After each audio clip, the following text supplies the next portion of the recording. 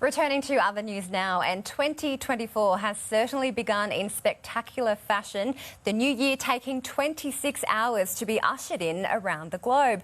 From the famous ball drop in New York Times Square to traditional Buddhist bell tolling in Tokyo, every country had its own special take.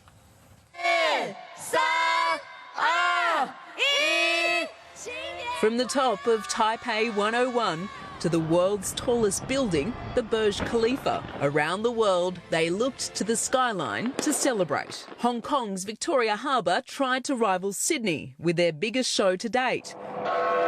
Big Ben ended London's midnight countdown, welcoming 2024 with a kaleidoscope of colour along the banks of the Thames. An explosion of fire and glitter as dancers performed in Beijing, while Tokyo had a more traditional countdown. The City of Lights ushered in its Olympic year with a party along the Champs-Elysees. And in Abu Dhabi, a display that put them in the Guinness World Record books. 5,000 dancing drones and 4.5 kilometres of fireworks wowing spectators with a 40-minute-long show. Crowds gathered in Moscow, but celebrations were muted, the usual fireworks and concert in the Red Square cancelled. The Big Apple was one of the last to welcome in 2024. 1 million revellers packed Times Square for the famous ball drop, more than 1,300 kilograms of confetti, each with a written wish raining down on the city that never sleeps. In the United States, Alison Petrowski, 9 News.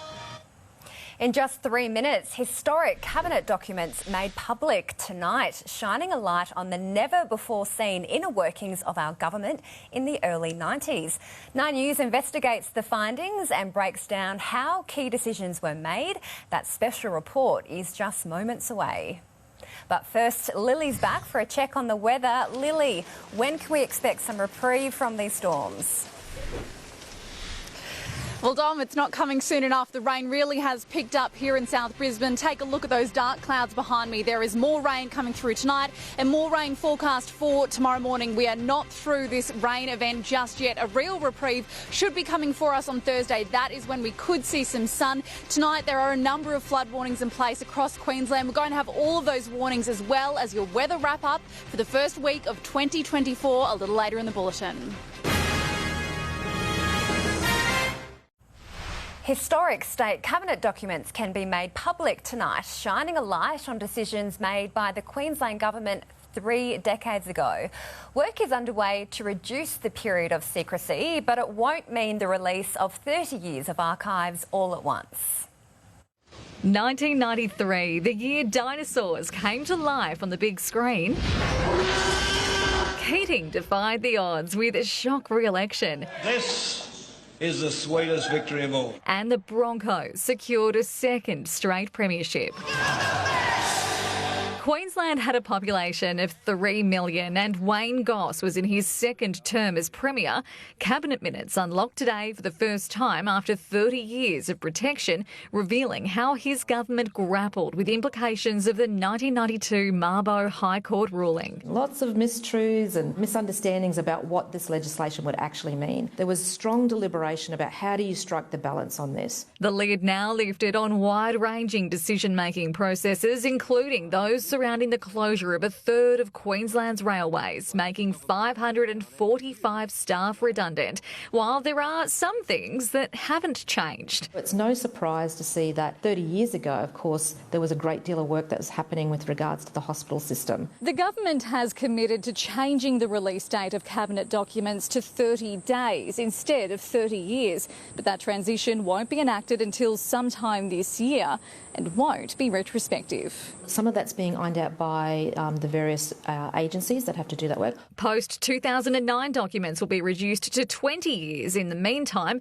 the eventual 30-day buffer to allow for sensitive matters to be kept from public record. It's usually a very small amount, but it is around balancing the protection of personal information and the transparency of the records. The 93 minutes can be viewed online or at the Queensland State Archives in Runcorn from tomorrow. Claire Todd-Hunter, 9 News. Time now for your full weather forecast with Lily Greer. Lily, it's been a wet and wild few days and the southeast isn't out of the woods yet.